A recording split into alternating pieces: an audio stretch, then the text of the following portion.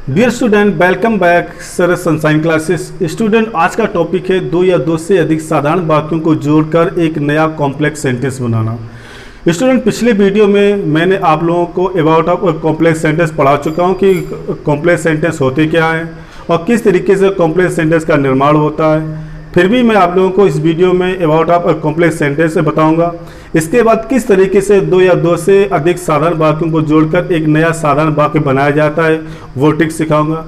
तो स्टूडेंट्स, इस वीडियो को आप एंड तक देखना, साथ साथ में इस वीडियो को शेयर, लाइक, यदि आप नए स्टूडेंट हो तो सर सनसाइन चैनल को सब्सक्राइब और बेल आइकन को क्लिक करना बिल्कुल भूलना, जिससे कि आने वाली नोटिफिकेशन आपको सही समय पर उपलब्ध होती रहे। तो सबसे पहले स्टूडेंट ये सीखते हैं कि कॉम्प्लेक्स सेंटेंस होता क्या है। कॉम्प्लेक्स सेंटेंस को हिंदी में हम लोग कहते हैं मिश्रित वाक्य।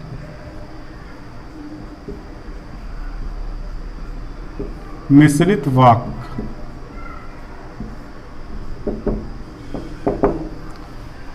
कॉम्प्लेक्स सेंटेंस क्या कहते हैं हिंदी में? मिश्रित वाक्य।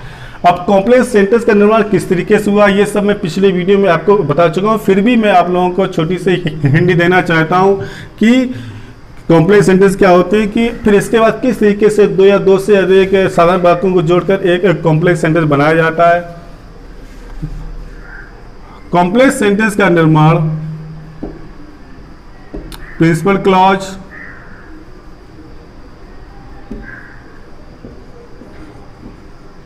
और subordinate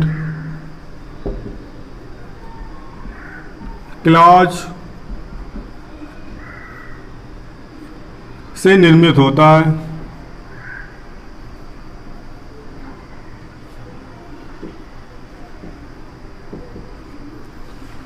complex sentence principal clause और सबऑर्डिनेट एक क्लॉज से मिलकर के बनता है। सेंटेंस में प्रिंसिपल क्लॉज जो होता है अपने आप में एक पूर्ण अर्थ रखता है। सेंटेंस में प्रिंसिपल क्लॉज जो होता है अपने आप में एक पूर्ण अर्थ रखता है, जबकि सबऑर्डिनेट क्लॉज जो होता है ये अपने आप में पूर्ण अर्थ नहीं रखता है। ये दूसरे क्लॉज पर डिपेंड होता है, यानी कि निर्भर होता है। प्रिंसिपल क्लॉज सिंपल सेंटेंस में दिया जाता है, जबकि सबऑर्डिनेट क्लॉज जो होता है इसका निर्माण करना पड़ता है। ये सब मैं पिछले वीडियो में आपको बता चुका हूँ। प्रिंसिपल क्लॉज जो होता है सिंपल सेंटेंस में दिया जाएगा, लेकिन सबऑर्डिनेट क्लॉज का निर्माण करना पड़ता है। सबऑर्डिनेट क्लॉज कितने प्रकार के होते हैं? तो सबऑर्डिनेट क्लॉज तीन प्रकार के होते हैं। Kinds of subordinate clause. Number 1 noun clause,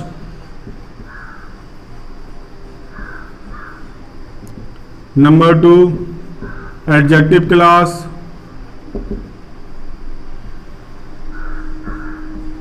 number 3 adverb clause.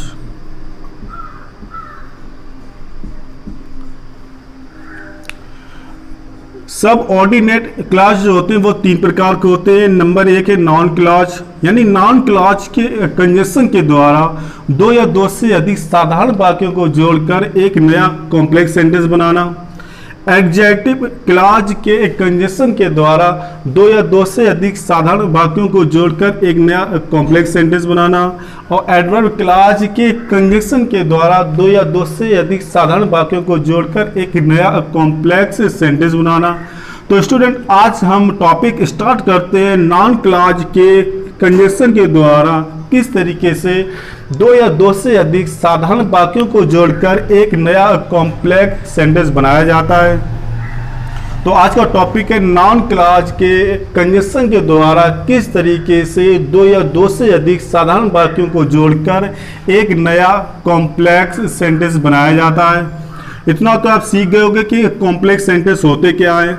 अब हम नॉन क्लॉज की सहायता से दो या दो से अधिक साधारण वाक्यों को जोड़कर एक नया कॉम्प्लेक्स सेंटेंस बनाएंगे।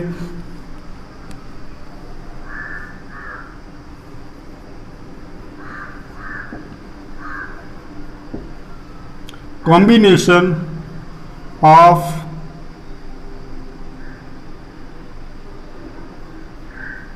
टू or more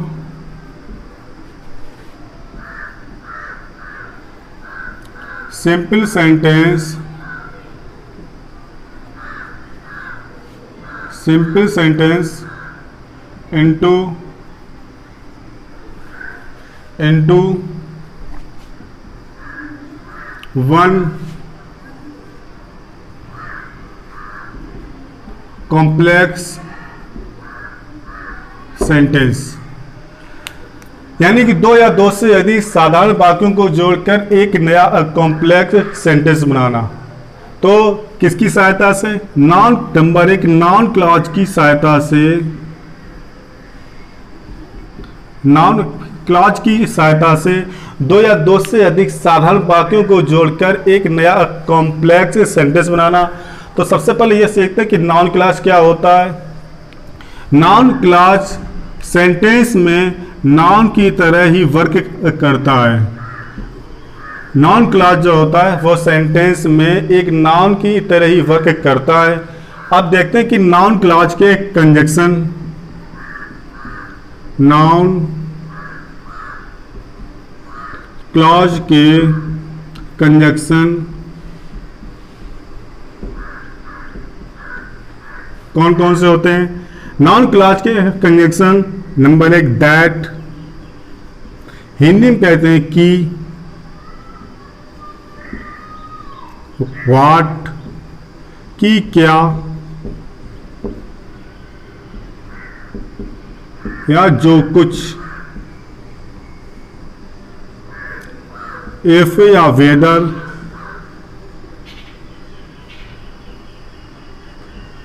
कि क्या, हु कि कौन, या कि किसने,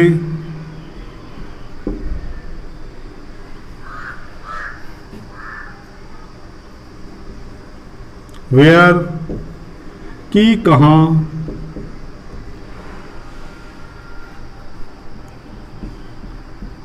हाउ कि कैसे,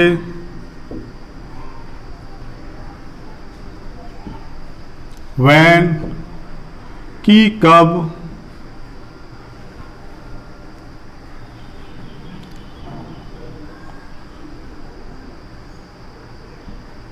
होम कि किसको,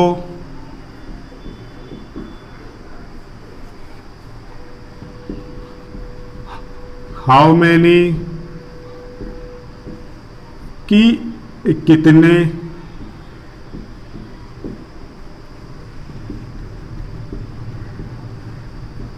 हाउ मच कि कितना।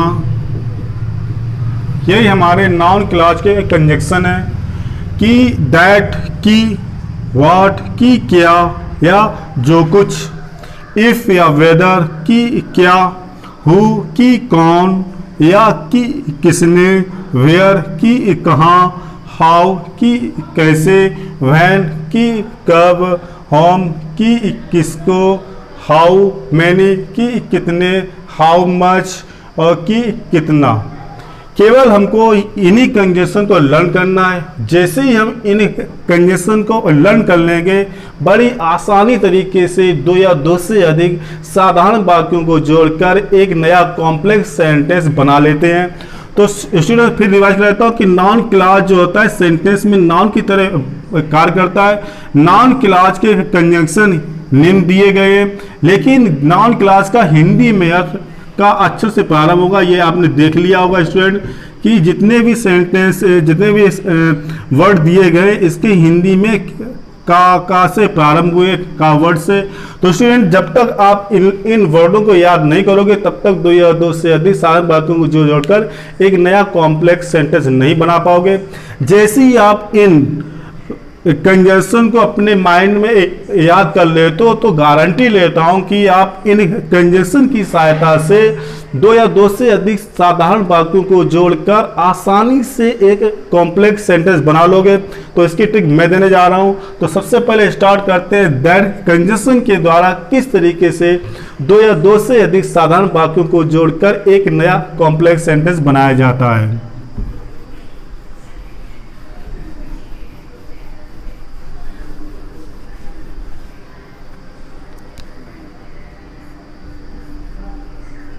दैट की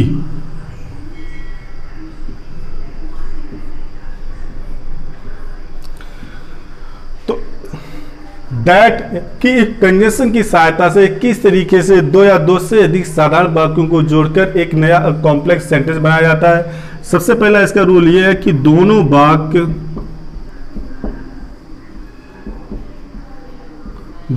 वाक्य असर्टिव होने चाहिए।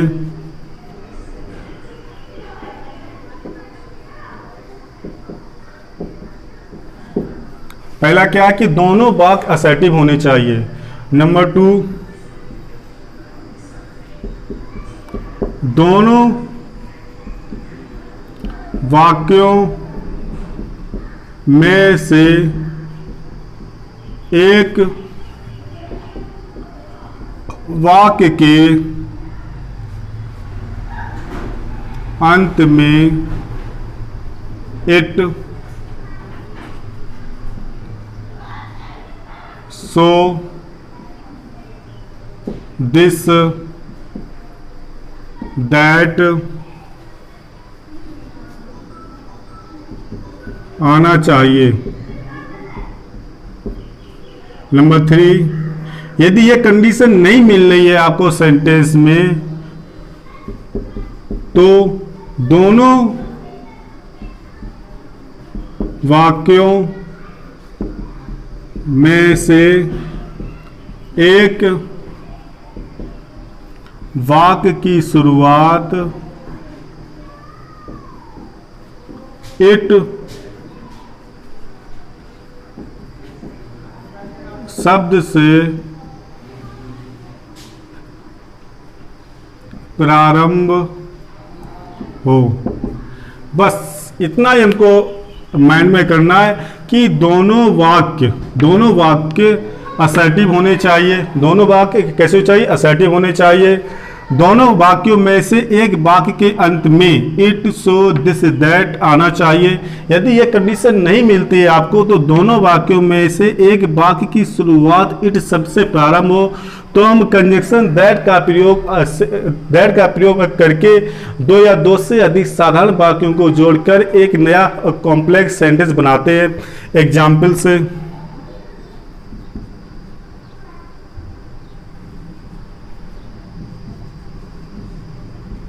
Ram is a dull boy. It is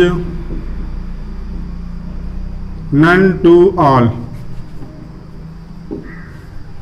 Ram is a dull boy, Ram एक बुद्धू लड़का है। It is none to all, ये सभी लोग जानते हैं। तो सबसे पहले हम देखते हैं कि दोनों वाक्य असर्टिव हैं। दोनों वाक्यों में से एक वाक्य के अंत में इट, सो, दिस, दैट आना चाहिए। तो देखते हैं दोनों वाक्यों में से किसी भी एक सेंटेंस के अंत में इट या सो या दिस, दैट नहीं दिया गया है। तीसरा देखते हैं, दोनों वाक्यों में से किसी एक वाक्य की शुरुआत इट शब्द से प्रारंभ हो। तो दूसरे सेंटेंस की शुरुआत किससे प्रारंभ हुई? इट से प्रारंभ हुई है। तो हम कंजंक्शन दैट का प्रयोग करके इस सेंटेंस को एक कॉम्प्लेक्स सेंटेंस में बदलते हैं। जैसे कि it is none to all that, यहां कंजंक्शन का प्रयोग करेंगे। तो it is none to all that Ram is a dull boy.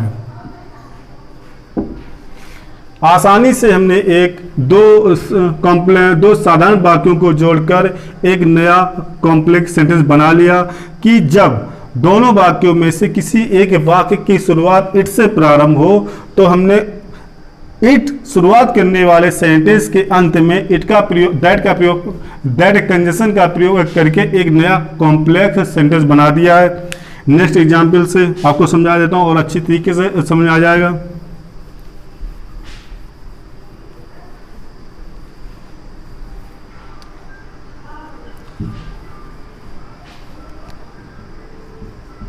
He will soon recover, full stop. We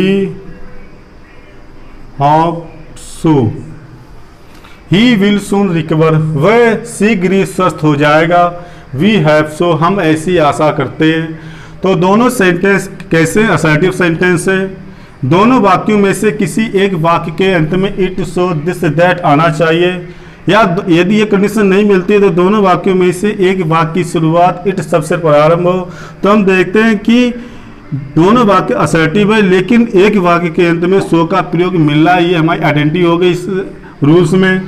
तो इसी सेंटेंस में हम दैट का प्रयोग करके एक नया कॉम्प्लेक्स सेंटेंस बनाएंगे। तो कैसे बनेगा, we hope that he will soon recover. We माने हम, होप माने आशा करते हैं, that he will soon recover, वह शीघ्र ही स्वस्थ हो जाएगा। तो इस तरीके से दैट कंजंक्शन का प्रयोग करके दो या दो से अधिक साधारण वाक्यों को जोड़कर एक कॉम्प्लेक्स सेंटेंस बनाया। अब चलते हैं नेक्स्ट कंजंक्शन की ओर।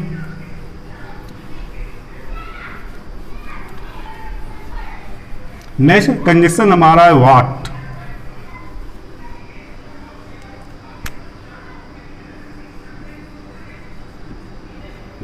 कि, क्या, या जो कुछ। जब तक हम इनकी कंजंक्शन को और इनकी हिंदी को याद नहीं कर लेते तब तक हम दो या दो से अधिक साधारण वाक्यों को जोड़कर एक नया कॉम्प्लेक्स सेंटेंस नहीं बना सकते। तो व्हाट कंजंक्शन के द्वारा किस तरीके से दो या दो से अधिक साधारण वाक्यों को जोड़कर एक नया कॉम्प्लेक्स सेंटेंस बनाना, इसके भी रूल्स बहुत ही इजी है। बस इन रूलों को आप माइंड में डाल लें, आसानी से आप दो या दो से अधिक साधारण वाक्यों को जोड़कर एक नया कॉम्प्लेक्स सेंटेंस बना लोगे। तो नंबर 1, पहले वाक्य के अंत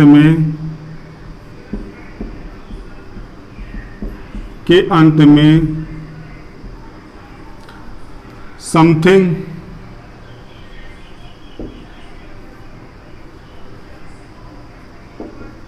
होना चाहिए,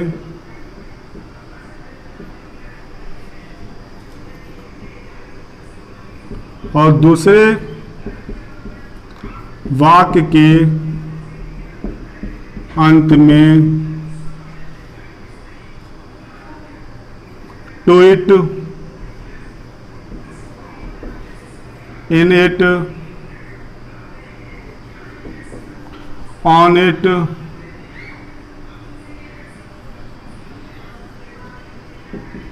आना चाहिए। पहले वाक्य के अंत में समथिंग होना चाहिए और दूसरे वाक्य के अंत में to it, in it, on it आना चाहिए। तब हम कंजंक्शन व्हाट का प्रयोग करके दो या दो से अधिक साधारण वाक्यों को जोड़कर एक नया कॉम्प्लेक्स सेंटेंस बना लेंगे कि व्हाट की, क्या, या जो कुछ। पहले वाक्य के अंत में समथिंग आना चाहिए और दूसरे वाक्य के अंत में to it, in it, on it आना चाहिए। तब हम कंजंक्शन व्हाट का प्रयोग करके दो या दो से अधिक साधारण वाक्यों को जोड़कर एक नया कॉम्प्लेक्स सेंटेंस बनाएंगे। एग्जाम्पल से समझते हैं इसको। Example, mister Mohan said something, full stop, I do not agree to it। Sentence दिया गया, दो सेंटेंस दिया गया कि mister Mohan said something, I do not agree to it। पहले वाक्य के अंत में समथिंग आना चाहिए, खास आइडेंटिटी मिल गई। दूसरे वाक्य के अंत में to it, in it, on it आना चाहिए, तो टी इट मिल रहा है। तो कंजंक्शन दैट का प्रयोग करके हम आसानी से एक नया कॉम्प्लेक्स सेंटेंस बनाएंगे। किस तरीके से बनेगा? तो इस तरीके से बनेगा, I do not agree, I do not agree what mister Mohan said। I do not agree mister Mohan said. इस तरीके से मैंने एक नया कॉम्प्लेक्स सेंटेंस बना दिया और दो सिंपल सेंटेंस को जोड़कर कंजंक्शन व्हाट का प्रयोग करके जो आइडेंटिटी मैंने दी थी कि एक वाक्य के अंत में समथिंग और दूसरे वाक्य के अंत में to it, in it, one it, on it आना चाहिए। तो पहले वाक्य में समथिंग और दूसरे वाक्य में टू इट दिया गया है, तो टू इट, ऑन इट और इन इट के सेंटेंस में व्हाट कंजंक्शन जोड़कर एक नया कॉम्प्लेक्स सेंटेंस बनाया। तो I do not agree what mister Mohan said. Next example जिससे कि आपको अच्छी तरीके से और समझ में आ जाए। I told you that yesterday, full stop. I told you that yesterday. You must rely on it. आप देखो दूसरे वाक्य सेंटेंस के अंत में ऑन इट मिल गया है, तो you must relay on it. पहला सेंटेंस है I told you that yesterday, you must relay on it. तो दूसरे वाक्य के अंत में क्या मिल रहा है, ऑन इट मिल रहा है। तो कंजंक्शन व्हाट का प्रयोग करके एक नया कॉम्प्लेक्स सेंटेंस बनाएंगे। तो सेंटेंस क्या बनेगा, you must relay what I told you yesterday.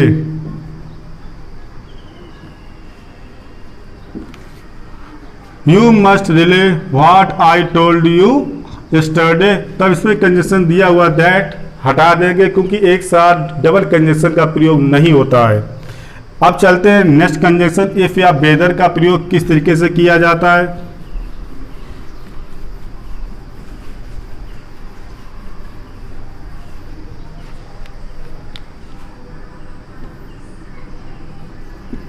If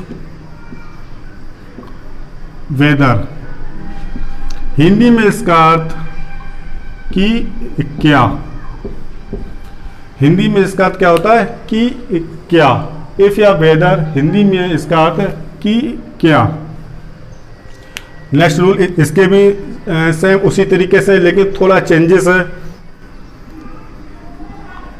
पहला वाक्य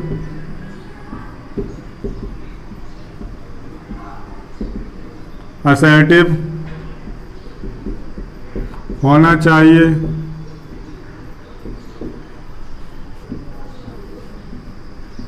और दूसरा वाक्य हेल्पिंग वर्ब से प्रारंभ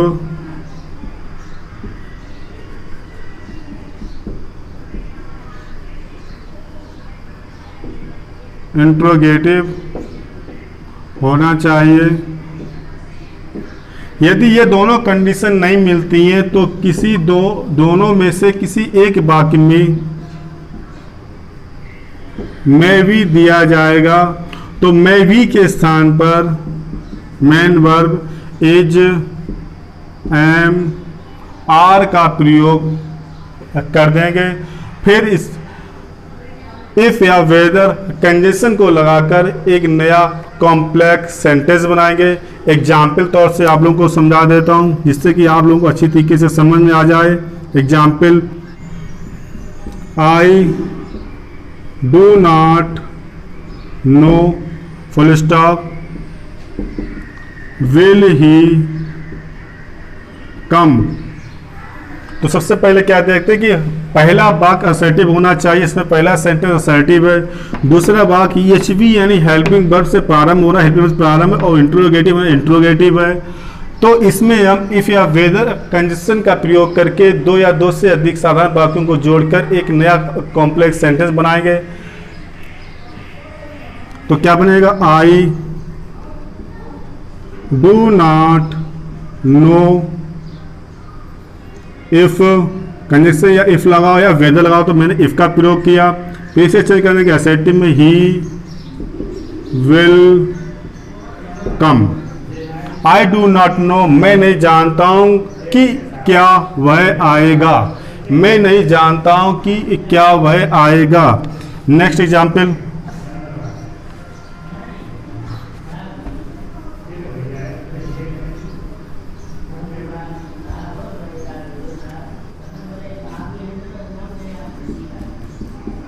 he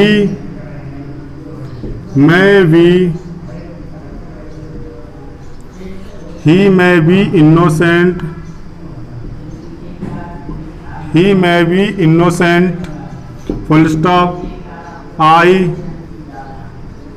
do not know, I do not know, he may be innocent, वह निर्दोष हो सकता है, आई डू नॉट नो, मैं नहीं जानता हूं। तो सेंटेंस क्या बनेगा, I do not no, conjunction if या वेदर, अब लगा दे रहे वेदर, ही क्या दिया है, मे बी आ रहा है, तो मे बी के स्थान पर किसका, ही के साथ एज, अगर यहाँ पर यू होता तो आर, और यदि आई होता तो एन का प्रयोग करते तो ही के साथ क्या आएगा, इज का प्रयोग होगा। तो I do not know whether he is innocent.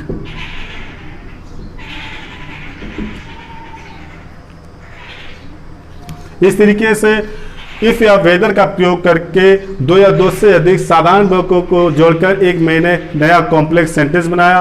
अब बचे हुए नेक्स्ट कॉम्प्लेक्स सेंटेंस बहुत ही आसान तरीके से आप हल हो जाएंगे, बस इन्हीं रूलों को आपको याद करना था।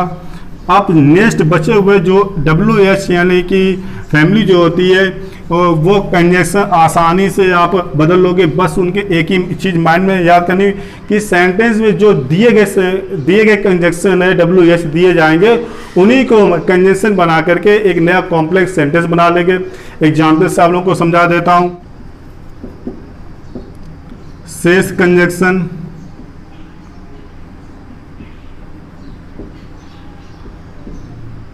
WH वाले किस तरीके से इनका प्रयोग करके दो या दो से अधिक साधारण वाक्यों को जोड़कर एक नया कॉम्प्लेक्स सेंटेंस बनाया जाता है।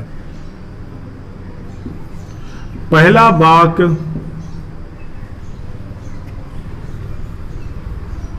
बहुत ही साधारण नियम है इनका। पहला वाक्य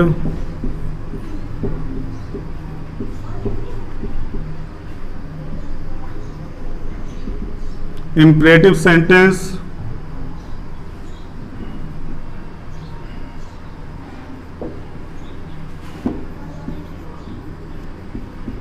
और दूसरा वाक्य WH इंट्रोगेटिव सेंटेंस हो, यानी पहला वाक्य इंपरेटिव सेंटेंस हो और दूसरा वाक्य WH इंट्रोगेटिव सेंटेंस हो। तो इसका एक फार्मूला है कि इंपरेटिव सेंटेंस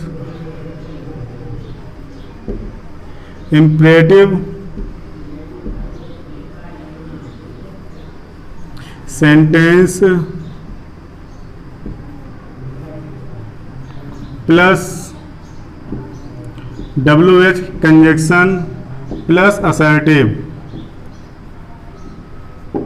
यानी कि इंपरेटिव सेंटेंस को वैसे ही करना है, फिर इसके बाद कंजक्शन WH लगाना है, फिर इंट्रोगेटिव जो सेंटेंस दिया जाएगा उसे हम लोग असर्टिव सेंटेंस में चेंज कर देंगे। एग्जाम्पल से समझते हैं इसे।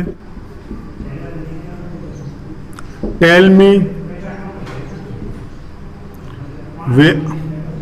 मी where are you going, tell me where are you going. तो पहला सेंटेंस कैसा है, पहला सेंटेंस इंपरेटिव सेंटेंस है और दूसरा वाक्य जो है वो WH यानी इंट्रोगेटिव सेंटेंस दिया गया है। तो हमें इसी फार्मूले के आधार पर तो इंपरेटिव सेंटेंस पहले लाना है, तो क्या बनाना, टेल मी कंजक्शन वेयर को वैसे उतारना है, वेयर। अब बचा हुआ इंट्रोगेटिव सेंटेंस को हम असर्टिव सेंटेंस में चेंज करने के बजाय यू आर गोइंग। तो इस तरीके से सिस कंजक्शन को हम जोड़कर एक नया कॉम्प्लेक्स सेंटेंस बनाएंगे। नेक्स्ट एग्जाम्पल, यदि आपके सामने पहला सेंटेंस असर्टिव हो और दूसरा सेंटेंस WH इंट्रोगेटिव हो, यदि पहला वाक्य असर्टिव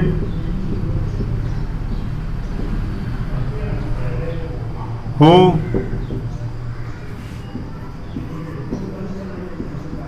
और दूसरा वाक्य WH इंट्रोगेटिव हो, तो इसका भी फार्मूला उसी तरीके से चलेगा। Assertive sentence plus WH conjunction को वैसे उतार देंगे, प्लस असर्टिव सेंटेंस, यानी कि assertive sentence plus WH plus assertive sentence कर देंगे। यानी कि पहला सेंटेंस आपका असर्टिव होगा और दूसरा सेंटेंस आपको जो दिया जाएगा वो WH यानी इंट्रोगेटिव दिया जाएगा। तो जब इसे कॉम्प्लेक्स सेंटेंस बनाएंगे तो असर्टिव सेंटेंस वैसा, पहला सेंटेंस वैसा उतार देंगे, लेकिन दिए गए इंट्रोगेटिव सेंटेंस में जो WH यानी कि जो कंजक्शन दिया जाएगा उसी को हम वर्ड कंजक्शन बना करके दूसरे सेंटेंस को हम इंपरेटिव सेंटेंस में चेंज कर देंगे, सॉरी असर्टिव सेंटेंस में चेंज कर देंगे। एग्जाम्पल तौर से समझाता हूं आप लोगों को। Nobody knows where has he gone, question mark. तो पहला सेंटेंस हमारा कैसा है, असर्टिव सेंटेंस है, और दूसरा सेंटेंस हमारा WH इंट्रोगेटिव दिया गया है। तो फार्मूला क्या लगाना है, असर्टिव सेंटेंस को वैसे उतारना है। तो क्या बनेगा, नोबडी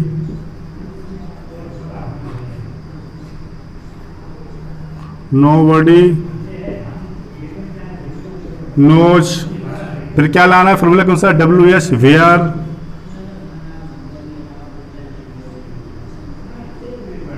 वेयर। फिर इस इंट्रोगेटिव सेंटेंस को असर्टिव सेंटेंस में चेंज करना है। तो ही हैज गॉन, तो nobody knows where he has gone. तो इस तरीके से सिस कंजक्शन का प्रयोग करके मैं धीरे धीरे एक नया कॉम्प्लेक्स सेंटेंस बना रहा हूं। नेक्स्ट रूल्स, यदि आपका पहला सेंटेंस इंट्रोगेटिव यानी HV हेल्पिंग वर्ब से प्रारंभ हो और दूसरा सेंटेंस WH वर्ड यानी क्वेश्चन वर्ड कंजक्शन से प्रारंभ हो,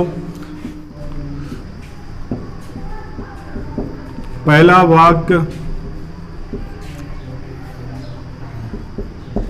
HV प्लस इंट्रोगेटिव हो और दूसरा वाक्य WH इंट्रोगेटिव हो, तो इसका फॉर्मूला क्या लगेगा कि HV interrogative plus WH word plus subject plus question mark. पहला वाक्य हेल्पिंग वर्ब इंट्रोगेटिव हो, दूसरा वाक्य WH यानी कि WH फैमिली इंट्रोगेटिव हो, यानी दोनों जब वाक्य इंट्रोगेटिव हो यानी पहला वाक्य हेल्पिंग वर्ब से प्रारंभ हो और दूसरा वाक्य WH फैमिली से प्रारंभ हो, तो पहले वाक्य जो हेल्पिंग वर्ब से प्रारंभ है उसको वैसा ही उतार देंगे और दूसरे वाक्य में यानी WH वाले सेंटेंस में दिए जाने वाले WH वर्ड को हम कंजक्शन बना देंगे और फिर उसे इंट्रोगेटिव में बदलते हुए सब्जेक्ट से प्रारंभ करके इंट्रोगेटिव में लास्ट के अंत में क्वेश्चन मार्क चिन्ह लगाएंगे। एग्जाम्पल से समझते हैं इसे इस प्रकार से, can you tell me question mark how have you solved this question. Question mark. दोनों वाक्य इंट्रोगेटिव दिए जा रहे हैं। पहला वाक्य हेल्पिंग वर्ब से प्रारंभ है, दूसरा वाक्य WH फैमिली से प्रारंभ है। तो कैसे बनेगा? पहला वाक्य हम बचताएंगे कैन यू, क्योंकि हमारा फॉर्मूला ये दिया रहा कि हेल्पिंग वाला सेंटेंस बचताएंगे। तो can you tell me how,